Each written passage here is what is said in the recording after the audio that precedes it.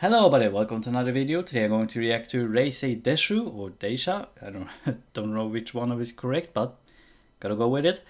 It's actually two videos. One is about Ubisoft recent shenanigans, and then you have apparently something that it was kind of like a couple of hours ago he loaded it up about something about the Lord of the Rings game. I want to look that up, look that up because I have no idea this was a Lord of the Rings game in development. But I think the first thing he's going to bring up is the absolute hellhole that is Ubisoft situation right now. I mean, this is something that when we saw that trailer or announcement for Star Wars Outlaws, I got some shit for it. People saying that, oh, you can't just because she's ugly. This is something that all you men say, she's ugly and that's the only thing you're focused on. No. We were focused on a lot of other things that we were worried about, and we were corrected. And well, we said it from the start. Like, this game is going to absolutely kill Ubisoft's reputation, and there's going to be some consequences for them, and rightful so. We were right. So let's see what he has to say about it. I also sub to this excuse me, I'm still a little bit sick in my throat. Go and sub to him. I love this sort of VTuber news. I mean, it's much more better than all those shit we have to the mainstream media or something, like, who are focusing on climate change. Yes, climate change is important, but it's just too much, or just too much simple things like, oh my god, a stone moved 5 centimeters. Like, I don't care. So this is something I care a little bit more about. Hey, what's up, guys? Rip here. So to say 2024 has been a rough year for Ubisoft would be an understatement. However, yeah, when was Skull and Bones released? Was it this year? Felt like it was late 2023. It felt like that. Yeah, that was just if you don't know about the Skull and Bones situation, it was a scam. It still is a scam. And also an expensive scam for Ubisoft.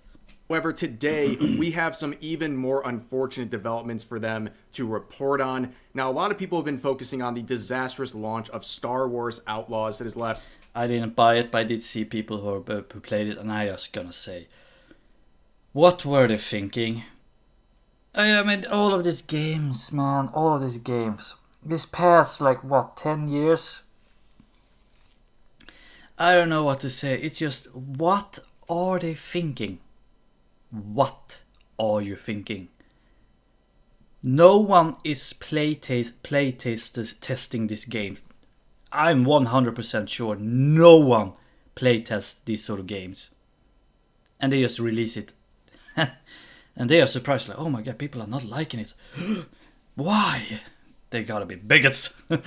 So yeah. Oh yeah, I forgot. We are actually, he's probably going to mention it. I think it's just one or two weeks until that new Assassin's Creed game, Shadow whatever. Not planning to buy that one because of principles and that sort of thing. Many people disappointed, including the investors, especially after this release coincided with another drop in their stock. Currently, the Ubisoft stock is at an all-time low for the last 10 years. Now, people are coupling the release of Star Wars Outlaws with some demands also being made by very disgruntled investors who are making some very tough demands of Ubisoft in an attempt to... yeah, I read about that. They want to have some radical change in the development of the Ubisoft and that sort of thing, or Ubisoft as a whole. I can agree. If I was an investor, I would be like, dude, change. Otherwise, you're gonna have some big trouble on your hands. And Ubisoft has now a choice.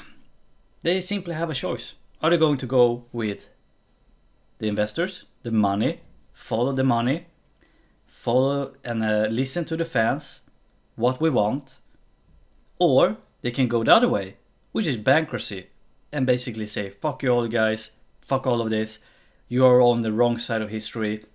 That sort of argument.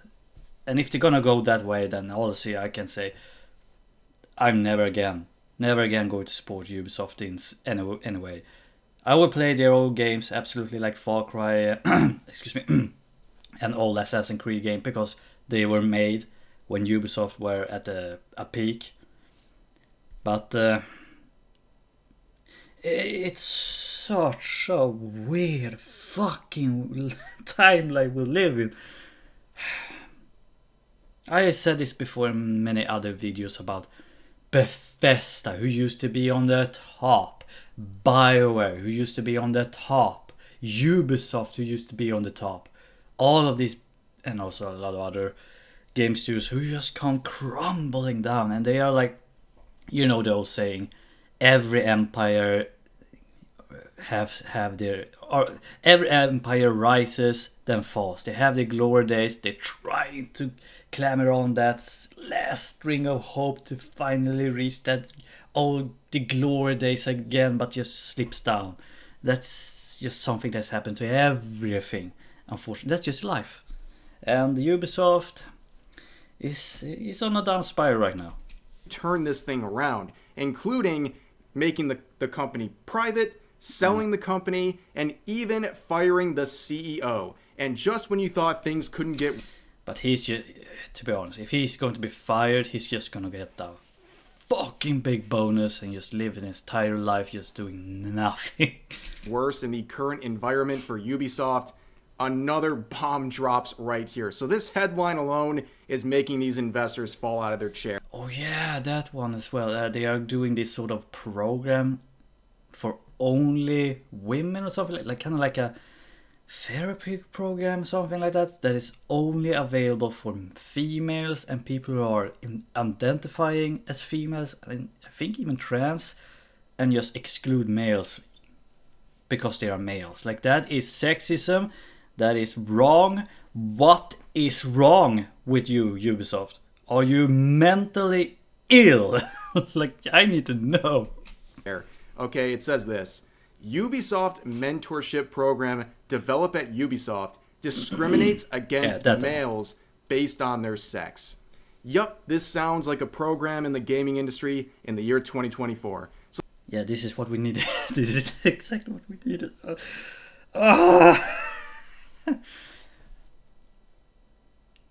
I just trying to think what my boss would say and at my work. I would be hammered. I would probably even get fired if I said something like this. So let's look into this program. Develop at Ubisoft. At Ubisoft, we want to build the most creative, diverse, and inclusive teams. That word again, I don't say it's something wrong to be diverse or inclusive. It's just, why is that important? Why is that a priority? Please? I mean, this is mostly for American, in America, just for the American Ubisoft, I think. I don't understand you Americans, you Yanks. You have this concept that we are all Americans. It doesn't matter your religion, it doesn't matter your skin, it doesn't matter your sexuality or genders. We are all America. But that sort of mindset has just disappeared. Shine is better at that nowadays. And that's exactly what Develop at Ubisoft is all about. Empowering and supporting underrepresented genders. Yes, queen. Unrepresentative. Isn't it better for someone who's, let's say, transgender and they are working their way up? You know, struggling like the rest of all 90% of humanity and society, struggling to get that to the top and then be an inspiring figure. To be handed that sort of position is something else. And throughout history we have seen that, and he's never been a very good for the rest of the world or the nation or company that is we're in this case. the program provides mentorship opportunities for women and non-binary individuals. And they're not kidding about that requirement because it is literally in their eligibility criteria. You must identify as a woman or a non-binary individual. Identify as woman. That does it mean like biological women? I found the loophole here. Like, excuse me, still sick. If you're a biological woman who doesn't identify as a woman, like I am, I'm confused here. This is. Why do we need this? Not we as gamers, but why? I'm so glad I'm not gonna spend any single goddamn penny on Ubisoft anymore. To even apply. That is crazy. In the year 2024, the progressives are so progressive, they're actually backwards. They're openly sharing a discriminatory hiring practice right here. They're saying, men, you cannot apply for this position that is literally about making video games. So if a biological male who identifies as a woman, I mean, this is so stupid. This is so stupid. That is crazy. It shows you that identity is more important than the actual resume you bring forward. This is ridiculous. And also it opens up Pandora's box, right? It's not so close-ended. It's open-ended. It says, if you identify. So what is stopping a potential candidate here from just identifying as a woman or non-binary? What's stopping a biological man who identifies as a man from simply listing themselves as a woman or non-binary on their application? Like, what is Ubisoft going to do to combat that? Are they just going to say you're a liar? Because that wouldn't look very good for such a diverse program, right, to not believe someone's identity. But it gets worse because people realize this isn't exactly... What would I do in Ubisoft's situation? If I was the CEO of Ubisoft, let's say that I didn't have anything to do with this. I don't know if the CEO of Ubisoft had anything to do with this, but let's say I didn't, and I was the CEO, and I got the hench of this. I would be like, back to work. make me money by doing great video games. No excuses. If you have all of your gender, sexuality, religion, your way of life, basically, keep that to your private life. You're in a workplace. New. This program, by their own admission, is in its fourth year now. Fourth year in a row. Developed at Ubisoft has been doing this mentorship program based on these identity requirements. And digging deeper into the history of Ubisoft, these sorts of programs are not surprising. In fact, the then Vice President of Global Diversity, Inclusion, and Accessibility at Ubisoft said in an interview back in 2022, when they were asked, what is your key priorities for your team over the next couple of months, her top priority was their first ever global self-identification program where we invite team members to share additional information voluntarily and confidentially about their identities such as gender identity, race/ethnicity, or disability. Because apparently these things... Why is this important? You are a company, you're a video game company. Your job is to create video games. It's not about anyone's sexuality, anyone's private life. Why should I waste my hard-earned cash on a video game that spends it all on therapy or stupid program? Give me a game that has Baldur's Gate 3 standards. How hard is it for these people to understand? Things are really important towards making a goddamn video game. And also we know if those characteristics are white or male, you're probably not getting a lot of points with the company. But going forward, in that same interview, she would brag about how many more female employees they have gotten into the company. In fact, she said that basically half of their executive committee are now women at Ubisoft. Which, again, there's nothing wrong with hiring a woman or anyone based... It's definitely not wrong. Why brag about it? Who cares? Except for those extreme minority in society. Who cares about it? The rest of us, we don't care. If they are making a great job, good. If they're making a bad job in this case, fire them. Hire someone capable. And it doesn't matter if they're black, Asian, white, female, male, Muslim, Christian, atheist. I do not care. Make a great game. Do a good job. And you earn my money. On their merit of their work. But it seems like at Ubisoft, they are hiring people based on their identity first and then their qualifications next. And it's really showing with the products that have been coming out for Ubisoft. The last couple of years have been a disaster. And also the fact that during this span of years, this program and mentorship has existed, the stock has plummeted steadily. Yeah. And honestly... I did see the stocks today, the 15th of September. It looks... Ubisoft, you are close to the collapse right now, as Joseph C. once said. You are close to the edge of the collapse right now. You only have two choices right now. That's, as I said, it's that simple. You listen to the fans, you listen to the investors, you make a great game, or you just go down with the minorities with all their gender equalities and that sort of thing. If you do that, it's goodbye. The jokes just write themselves at this point. But I'm glad this article also used an image from Skull and Bones.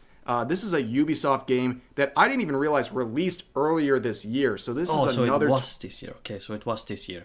2024 disaster for Ubisoft. It was a disaster. It was a scam. It is a scam still.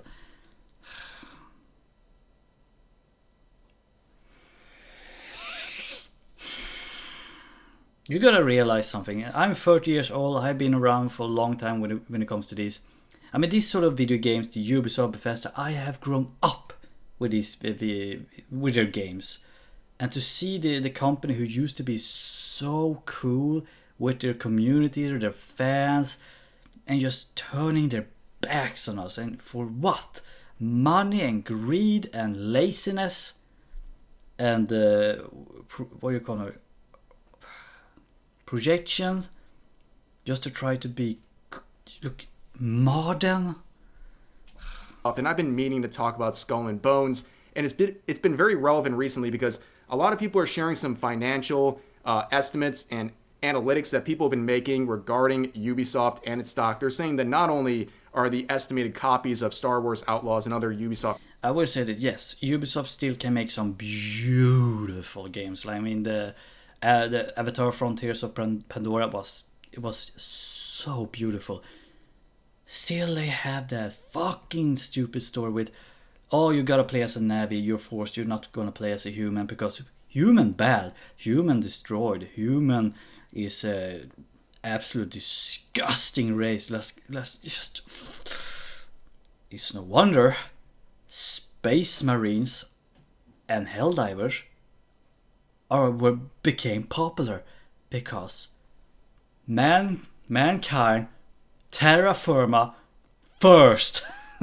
I don't care about alien products going way down, but also the value of the stock is plummeting. And in this, a lot of people expected their estimates to be based on Star Wars Outlaws or in the future Assassin's Creed Shadows, but that's not the case. They made these estimates based on 2 AAA games that have already gone out. Quadruple games. Skull and Bones and Avatar Frontiers of Pandora. Now, Skull and Bones is listed here, and let's talk about Skull and Bones. Okay, this game, an absolute disaster for Ubisoft. So back in 2013, Assassin's... Edward. Such a good game. Such a good game. Where are the developers who made this? Where are they? We need to find them.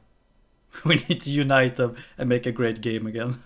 Assassin's Creed Black Flag comes out, right? And a lot of people consider this kind of a middle-of-the-road Assassin's Creed game, but they considered it a above-average pirate-themed game. And a lot of people were asking Ubisoft to make a dedicated pirate-themed game, and that's what they immediately started developing with Skull and Bones. Long story short, this game was in development for nearly 11 years, with hundreds of millions of dollars spent, multiple changes of leadership, multiple changes in the graphics of the game, multiple... I think there's a documentary out there about this. It's a headache. It's an absolute headache to just go through it. It is chaos. It's complete goddamn chaos with the development of this game. Changes in the direction of the game, changing the game from single player to multiplayer. This game had so many different identities, it pretty much forgot who it was, right? Yeah. And not only that, it took so long that eventually people just didn't want anything to do with this game. They lost their patience, and at one point, based on the very negative reactions to various previews of this game, then CEO of Thieves came out, and it pretty much... No, that one came out before, and even that one... Even though at the launch it lacked a little bit of content, it was still a better pirate game than whatever Skull and Bones tried to be. There was a theory out there that Ubisoft was going to scrap this entire project. They were going to get rid of Skull and Bones. However, in 20... I think they wanted... I think Ubisoft actually secretly, they wanted to scrap the game because, you know... throwing money at it and that sort of thing is not a financially good. But if I remember correctly, the government of Singapore, I think it was, had a lot of money thrown into this game, and they wanted this game to be released because they had invested so much money in it themselves. So in 2021, some very interesting statements were alleged. It was alleged that they wanted to abandon this project. However, the Singapore government said no. Now, what's going on here? Well, when it comes to Skull and Bones, Ubisoft trusted their Singapore office and developers to make this game. And in that, they made an agreement with the Singapore government, which apparently must have required Ubisoft to complete the game. So when they wanted to jump ship here, it was alleged that the Singapore government... Can you imagine... like the US government be like, no, you gotta finish Star Wars Outlaws. You, even though you want to, don't want to, you gotta, like, this is a weird time. Like, I don't want to be in this time.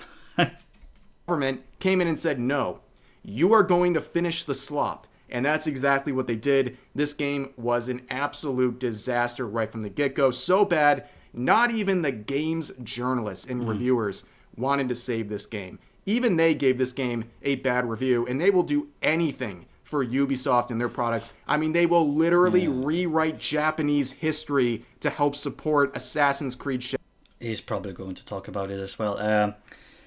As I said, we are a couple of weeks, I think, from the release of this game, and I saw a small documentary as well recently about the entire development of this game. It is shocking how Ubisoft is so naive to just don't give a crap about Japanese culture and their history and that sort of thing, and just rely everything on someone who read Japanese culture through our goddamn Wikipedia page. Like, oh my god. I feel sorry for the Japanese actually more than Ubisoft at this point for how they are being portrayed by Ubisoft.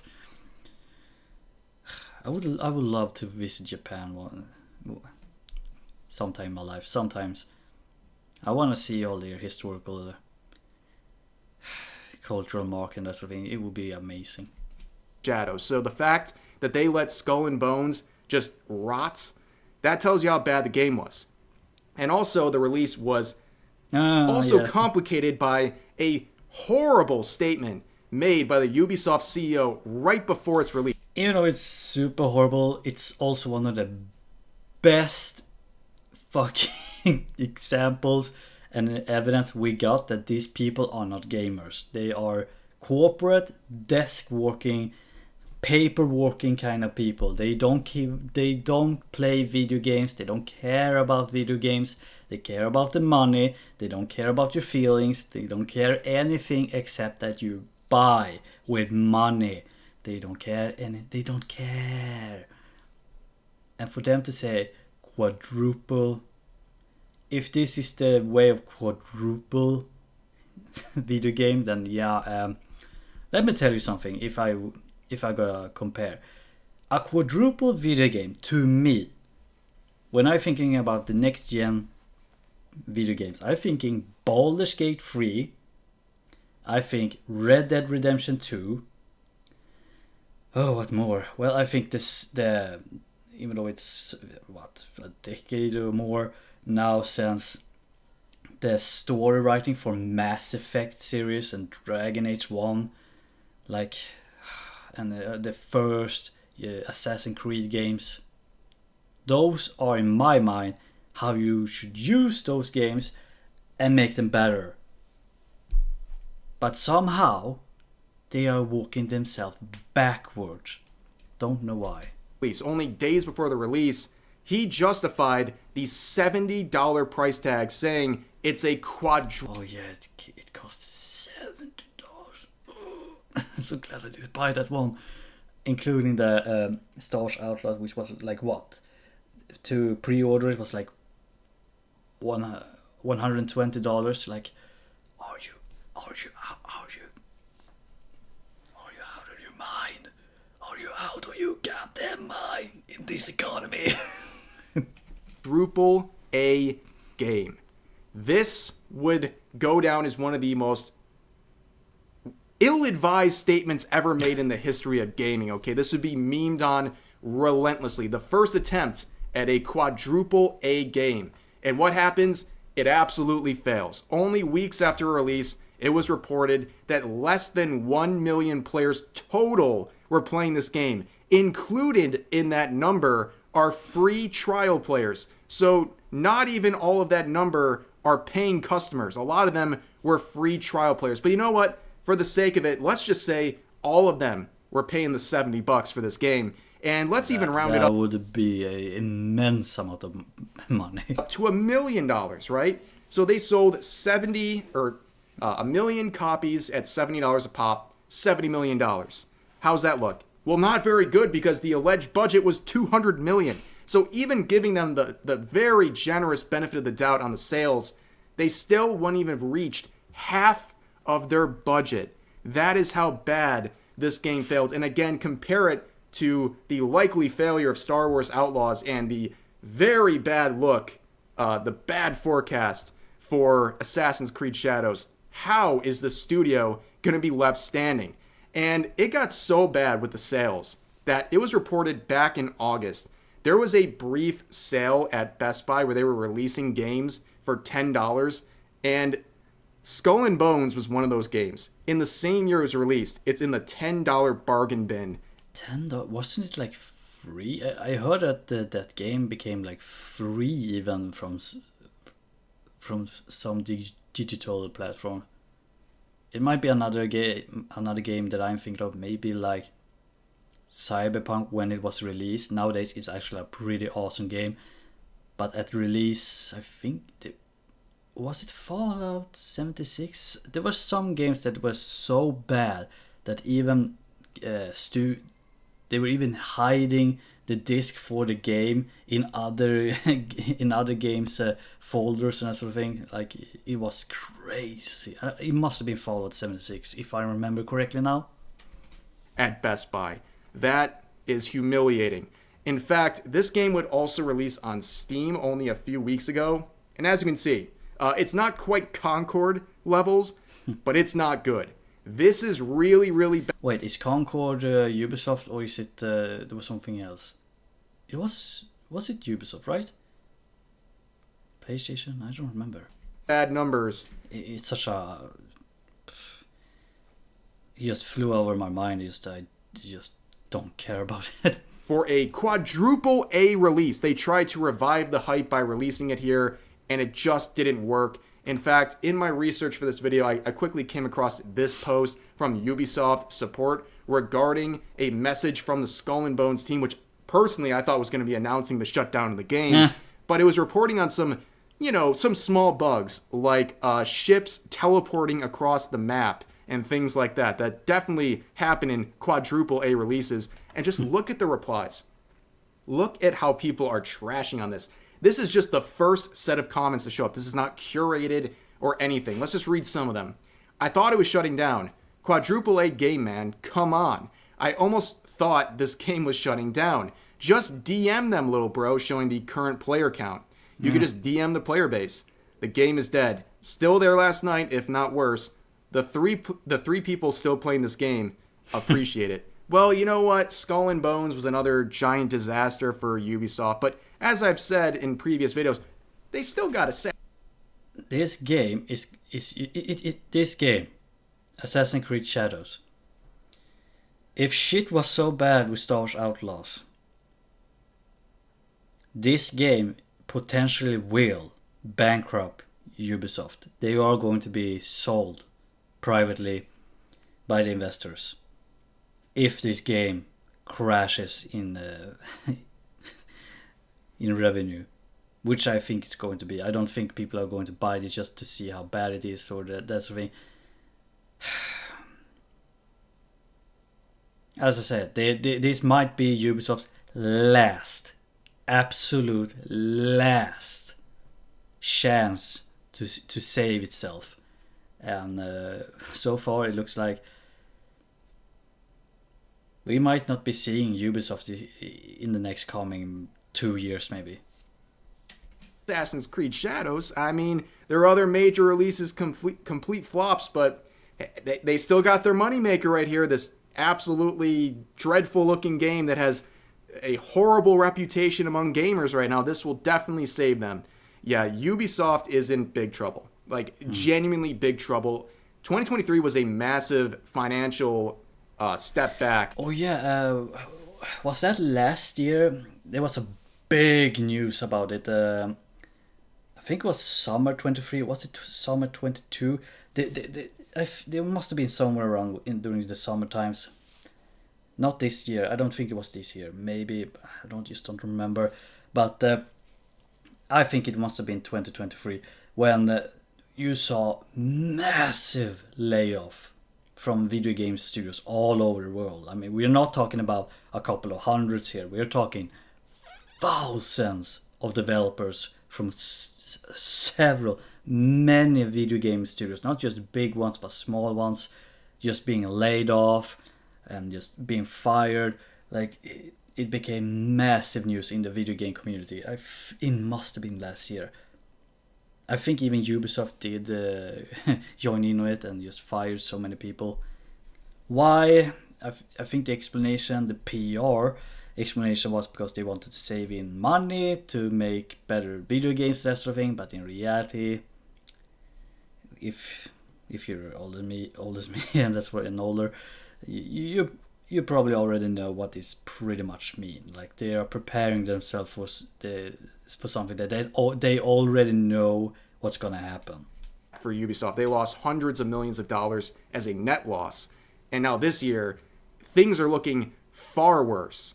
How do you have arguably, with Star Wars Outlaws and the prices of that game, 2 quadruple A titles and another triple A title that will likely fail? How do you have all of that and still survive as a studio? I don't know. The money just never stops pouring in, I guess, from these investors who are really hoping things will turn around. But I gotta tell you, it ain't looking good. I'm not some financial expert here, but this just doesn't look very good for Ubisoft.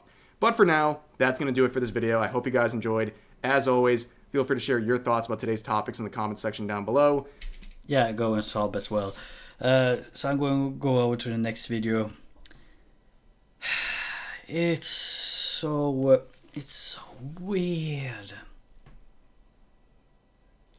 If you're young, in your 20s probably, maybe in your teenage year, or maybe you're new to video games and that sort of thing, you just don't understand. These are the video game studios that we grew up with, who made such fantastic video games and are now a shell of their former self, being corrupted by this, well, if you want to call it, modern audience, money, politics, laziness, and newer people who just don't understand these sort of things, and investors who just want to earn money, and who just doesn't care about this sort of delicate work that needs to be done making a video game. So I have said this so many times in other videos that I'm just still disappointed in what's going on. Are there any hope for Ubisoft? If they finally see their wrongs and just turn things around, possible, but because how knee deep and deeper they are in this modern politics and what is it called, projection or whatever, to be among the modern audience, the right side of history and that sort of thing, they're doomed. Anyway, let's move over to the next video.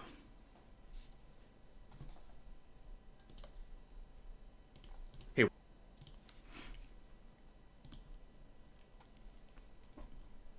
So the next video is about woke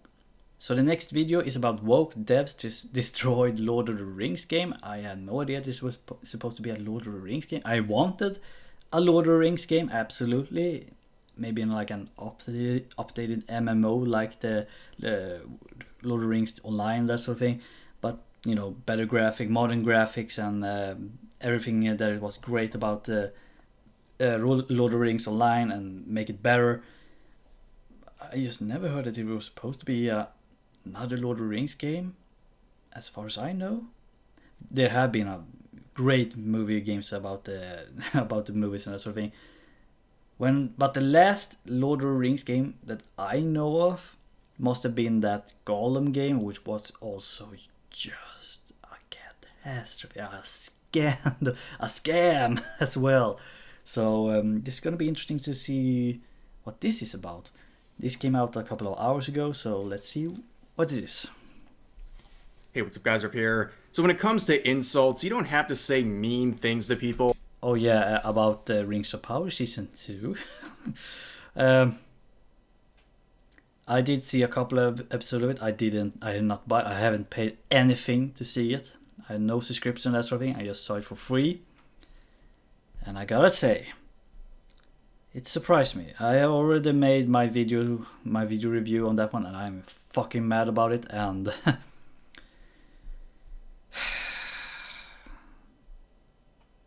I'm just too tired right now to be angry at that. It's just, why?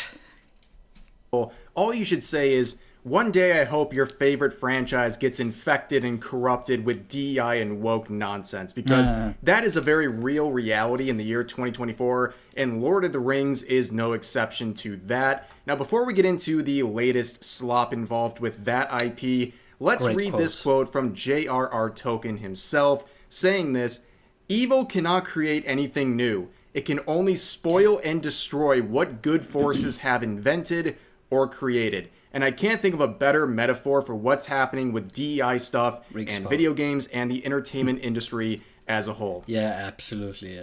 Video games and that sort of it is 100% pinpoint accuracy, that quote.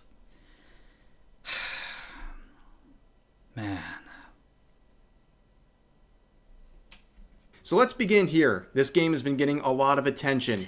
Tales of the Shire, a Lord of the Rings game. Now, what is this all about? Well, here's their description on their website.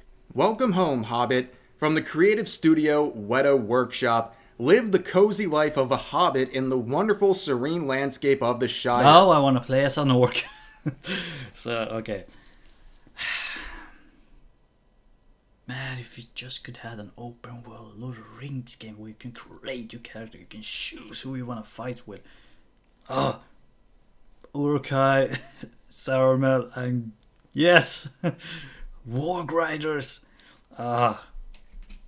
Discover, decorate, and share in this ideal. Not including those Shadow War games, whatever, Shadow Mordor. There's good games, but they also break in the lore in many ways. Except for the first one. The first one was actually pretty good. The second one, yeah. Corner of Middle-earth. Join friendly hobbits and familiar faces awaiting your arrival in the Tales of the Shire, a Lord of the Rings game. So basically, this is just Stardew Valley with the Lord of the Rings title slapped onto it. Oh yeah, sorry. What was it called? Moria something. That dwarf game I also played. It was fairly okay.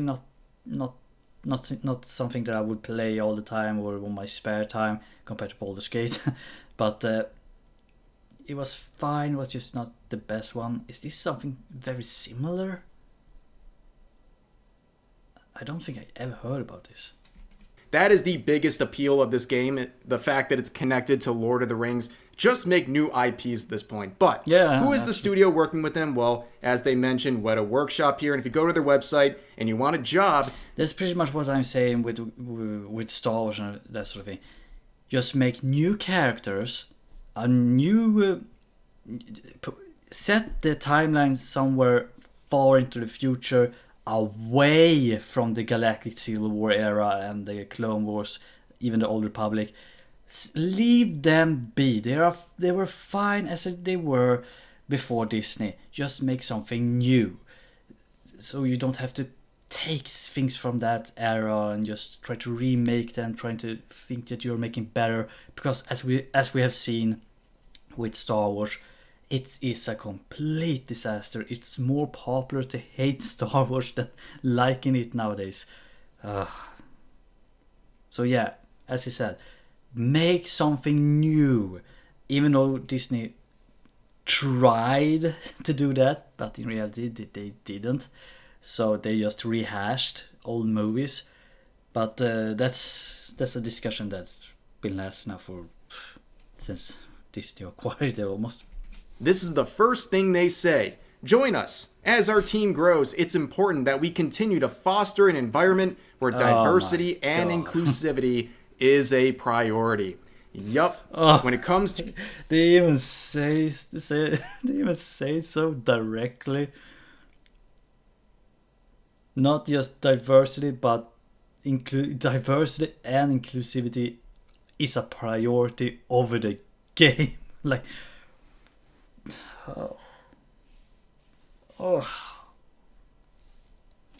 To the hiring process and working at the studio, the most important thing is your appearance, the color of your skin, not the merit of your work, the merit of your character, or anything else. This is what's most important to them, and it really shows in their showcase and the previews of this game. So, on September 10th, a few days ago, they posted their new Hobbit Day showcase for September 22nd, a preview of this game, and as you can see... Hobbit Day?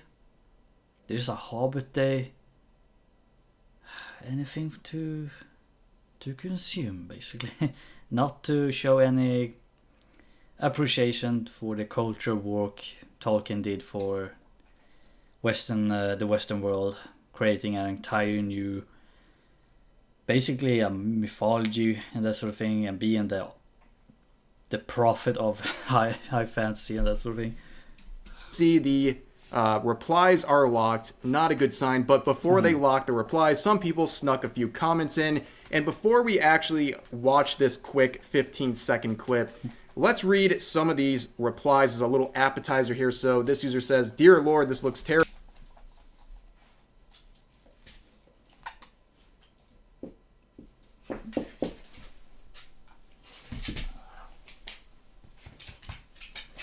dog is scratching a little bit.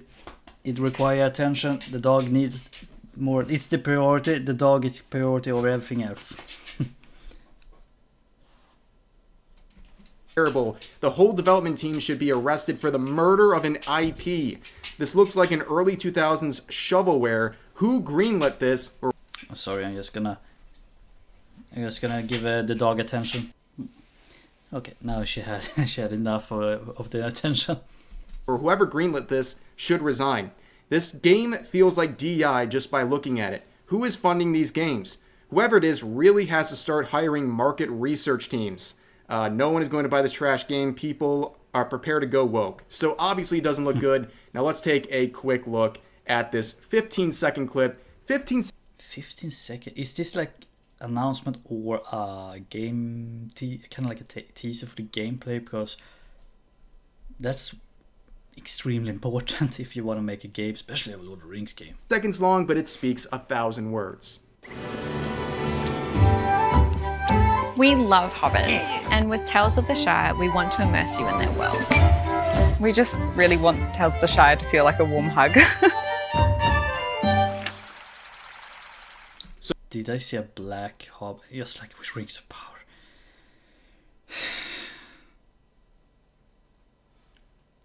There's nothing wrong about being black and that sort of thing. But just like with the elves, so a black elf in the Lord of the Rings, where elves are described to be fair, beautiful, and almost shining as with their milk eyes. Like, oh. I am so tired of this. So welcome to DI the Game, featuring the Lord of the Rings IP as an anchor to draw people in. So we'll get into the public reaction to this teaser of the showcase in just a second, but I want to give you guys a little breakdown of the timeline here. So this initial teaser was posted on September 10th, but then 2 days later, after getting clowned on social media, they would make an important update for all hobbits playing this game. Now, I'm sure you didn't bring your magnifying glass to this video, so I will enhance this message right here. So it says this: all of us here at Weta Workshop are excited to have you join us in the Shire, a peaceful corner of Tolkien's world. When a new hobbit steps into Bywater for the very first time, we want that moment to be everything you're hoping for. To ensure we deliver that vision, Tales of the Shire will now be launching in early 2025. So a lot of people are looking at this and the timing of the preview of the showcase and saying they got clowned on so hard, the game is now getting delayed. But even for people who are legitimately interested in... I don't think it's just that. It might also be the technical and that sort of thing. I don't really know. Maybe as I said, bad PR, so could be responsible for that. But I don't think it's just that. Could be technical as well. In this game and are not clowning on it, they are disappointed because on multiple occasions they have indicated that they intended for this game to be released in 2024, and that's clearly not going to happen. But after that, a few days later, the next day actually, they would re-release that same teaser of the showcase, and this particular post would get even more attention. People are going crazy on this post. You can see it has nearly 5 million views, over 1,000 quotes, most of them make. And I didn't see it. Okay, yeah, maybe because I don't use Twitter, whatever they are doing this on, I just don't. Looks like Instagram. Possibly. Or is it TikTok? I don't use TikTok because fuck that. Making fun of this teaser here, and you can see, as always, the replies are locked. But there's two mistakes that they made with this post. Number one, you can see this little icon right here. This is the hidden reply icon, meaning they are hiding replies. When I say they're hiding replies, they are hiding hundreds of replies. Anything that is critical of this. Are they doing it manually? Because they gotta pay someone to do that. Well, best job ever. Teaser is getting hidden, okay? And that is a big mistake because hiding replies does have a normal, useful function like hiding illegal or terrible things that nobody should be seeing. But on top of that, if you're using it to hide things that are critical of you or mocking you, it's really bad because it basically puts all those comments into a neatly organized separate tab that is easily accessible with this button right here. And it serves as basically a jumbotron for all of the negative comments, and they're instantly visible. And this is what happens. You end up with your highest like comment in the replies being something like this, captioned, "This is the targeted audience," which, based on experience, that sounds about right. But here's some more hidden replies just to give you an idea. They're pretty tame, most of them. Saying, "This is terrible, go woke, go broke. Why do caps keep..." Yeah, I'm out. We all know what they're going to infect the game with. Dead on arrival, DEI, go woke, go broke. You get the point, right? Anything that's critical of this is getting hidden by the original poster here, the official account for this game. And now, mistake number 2. As Cabrutus here points out, this is the creator of DEI Detected as well as Sweet Baby Ink Detected. He says, "I wonder why they locked the replies." That is an amateur mistake on Twitter, okay? These people... I mean, just because someone has purple hair and that sort of thing doesn't make them straight on a feminist or a hardcore leftist or that sort of thing. But it has become unison with the whole stereotypical view of these sort of people. So, well, unfortunately, clearly have never dealt with any controversy or heat on them, because the worst thing you can do, even beyond hiding replies, is locking the replies, because then it leaves people with only one option in terms of their response, and that is to quote it, which gets a lot more interaction and attention. When you reply to a tweet like this, yes, a decent number of your followers will see it, but the most people are going to see it are the ones already on the tweet to begin with. So your influence isn't quite as big. But when you quote, much more people in your following will see your quote and your comment, and then they will go to the tweet, and then they will notice that the replies are turned off, and then they will quote, and it'll just keep snowballing. And then you end up with situations like this, where the quotes get a lot of attention, and you have Count Dankula here with a tweet with 38,000 likes, saying, "Why are the hobbits blah?" That's why. Referring to the people who created this game and some sort of a woke agenda they're trying to inject into this IP. Oh yeah, go and sub to Cantracula. He's actually pretty funny. Here's another one saying, "Automatic skip. I don't even have to see the game." So that's what happens when you not only release what's clearly a DEI slop project, but also when you don't know how to handle heat on social media and you hide replies and lock replies and you get results like this. But I could show hundreds of replies dunking on them. You kind of get the point. I want to move on to this one right here. It's a good transition to the rest of this video. This person says, "For the love of God, make your own IPs." And that is critical. Okay, I don't know about you, but I'm tired of seeing beloved IPs used solely for clout. And they take the IP and the Yeah, I'm just not the only one who are so fucking tired of seeing the work of Tolkien being dragged in the mud and just for the sake of modern audience and for it being written and played by back in the days which was just normal. No one cared. There were black people even in Lord of the Rings, maybe not black, but like more like Middle Eastern. No one complained. Product they make out of it doesn't represent anything the IP resembles, okay? You basically have an entirely different game with different goals, different philosophies, different lore, what have you, and then they just slap Lord of the Rings on it and they say, "Yes, check this out because you're a Lord of the Rings fan. You should trust that it's good." And it's... Oh yeah, you are a Lord of the Rings fan, right? Yeah, then you should like this. Well, not really, because that's not Lord of the Rings. really, really annoying. Just make your own thing. And we see this all the time nowadays. And speaking of other Lord of the Ring IPs here, you can see the Rings of Power right now is in its second season. And right now, a lot of people are critical of various aspects. But, of course, running defense, as always, are the feminists, the activists, the games journalists, and all of the above. You can see this Mary Sue article saying the Rings of Power hate is as boring as it is predictable. Now, before we look into what they're referring to, let's remember this quote from the late Tolkien himself, talking about evil, right? Evil being corrupted, irredeemable. And what he's referring to in the context of Lord of the Rings are orcs, okay? They're supposed to be evil, not someone who has redemption arcs or anything like that. However, in Rings of Power, they have gone a different route. And you can see Nerdrotic here making a sarcastic tweet saying, orcs just want to have a safe place to raise their kids, be evil, and practice their corrupted form of life in peace. And as a lot of critics have said, like, Tolkien didn't even know how orcs reproduce and that sort of thing. They are not really it's not really, I should say, carved into stone in the lore directly, but there are hints about how they reproduce.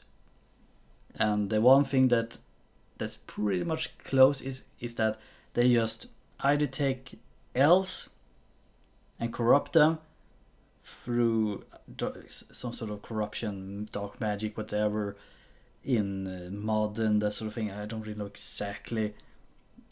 I don't remember exactly, but I think Uruk-hai are born like that. They are not reproduced by noble means. They are produced through extreme torture and kidnap elves and that sort of thing, and just been transformed from mud to this beast, like killing machines.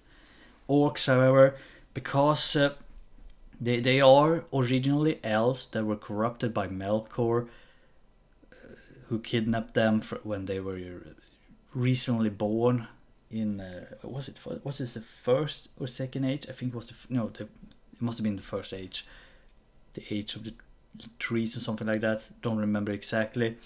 It was some time ago that I last read Silmarillion. But having female orcs, which just, and this sort of is sort of what do you call now, a nuclear family. Like, wait, hold on here a second. Orcs are evil.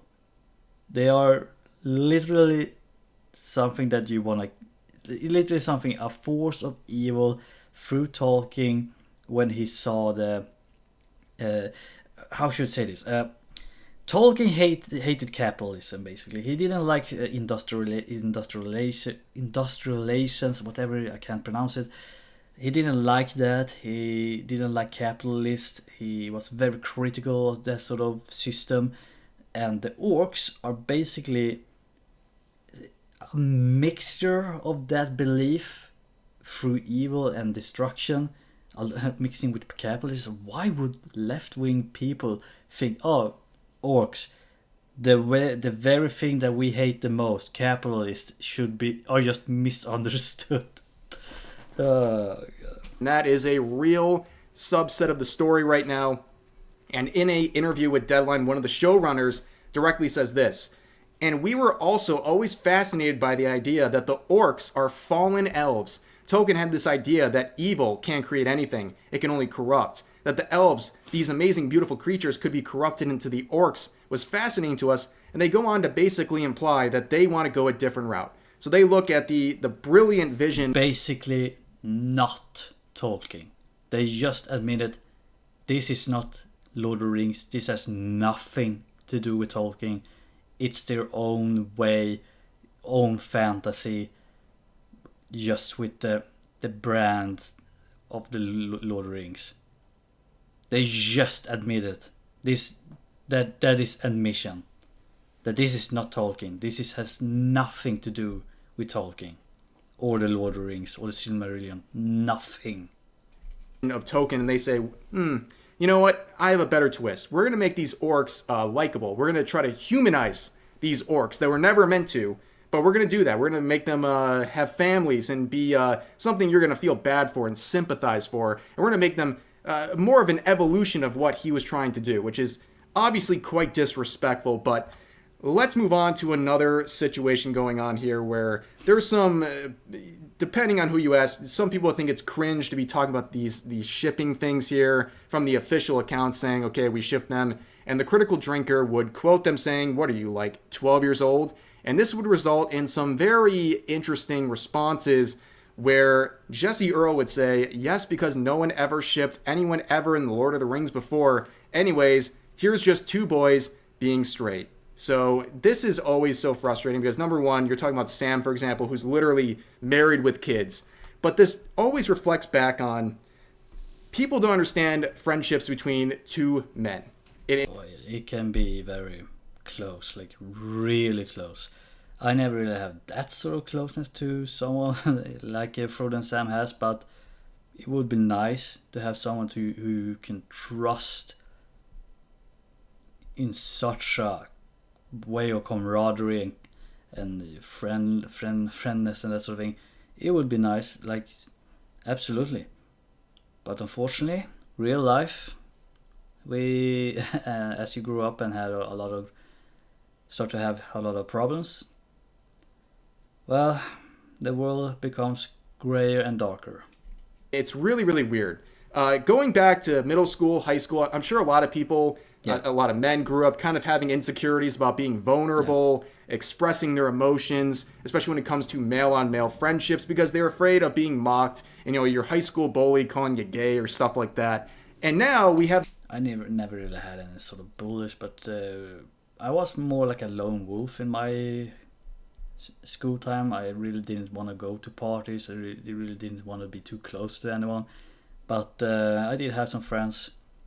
We grew apart, unfortunately. But yeah. Do I regret it? A little bit here and there, absolutely. But otherwise, I'm fine with it. As I said, I'm a lone wolf for most of the time. I like to be alone. I like to to share my time with animals rather than humans most of the time. But otherwise, I'm pretty social if I need to. So the same thing happening just from the other side. Now the progressive people are doing this to you. When men show vulnerability with one another, they show a close friendship, what have you, it is labeled as something that must be sexual. And that's really weird. No. It shows that these people are unable to have any sort of a grasp of what a true friendship is, because everything to them has this underlying sexual layer to it, which is just ridiculous. It's projection. It's really weird that they're sharing all these things, because these are friendships and they're trying to make it into something that fits their own agenda or their own identity, and it's really weird. It's a weird understanding of friendship between males. But anyways...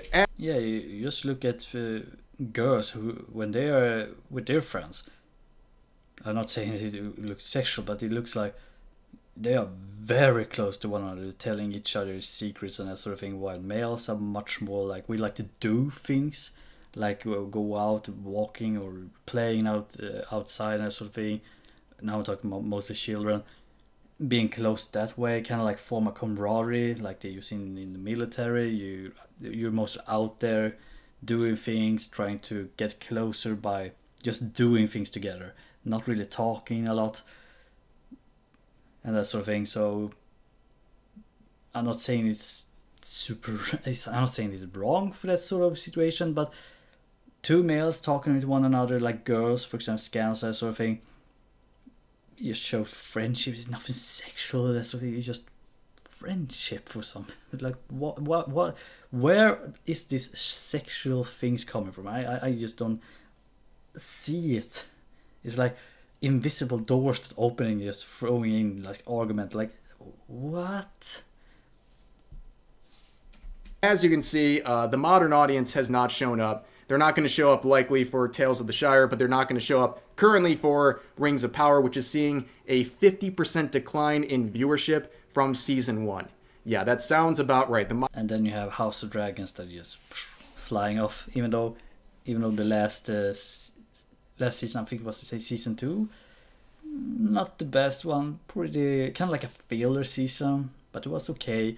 It was a little bit boring here and there, but it just felt like a filler season, so next season is probably going to be better. Rings of Power, however, it's just bad from start to finish. No wonder people are leaving it. Modern audience just doesn't show up. But for now, that's going to do it for this video. As always, I hope...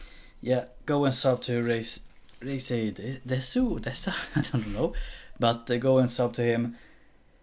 This has been a very long long video, so I'm gonna end it before my voice start to crack. So yeah, bad news all the way. Well, Ubisoft on a down spiral, absolutely. Then we have this sort of things from the Lord of the Rings. The only positive thing that has happened is that the cancellation of the Acolytes, which was just a win finally. Do I think Rings of Power is going to be cancelled? I don't think so. They are, as I said, they are so with Ubisoft. They are so knee deep in this situation, and they have thrown in so much money on this project. They are probably going to stick with it for another season. I think next one probably, like season 4, is probably not going to happen. But they have said they want to do like 5 seasons or something like that. But I don't think it's going to be. I don't think they're going to make a season 4. Possibly a third one, just because they are so. They're going to give like season 3. I think like this. They're going to give season 3 of Rings of Power the Game of Thrones season 8 method. They are going to make everything super quick, super fast, short conversations and battles that last like 5 seconds in the dark. So yeah. Anyway, thank you all for watching. Go and sub. Absolutely, show some love to the work of this channel. Absolutely, thank you all for watching.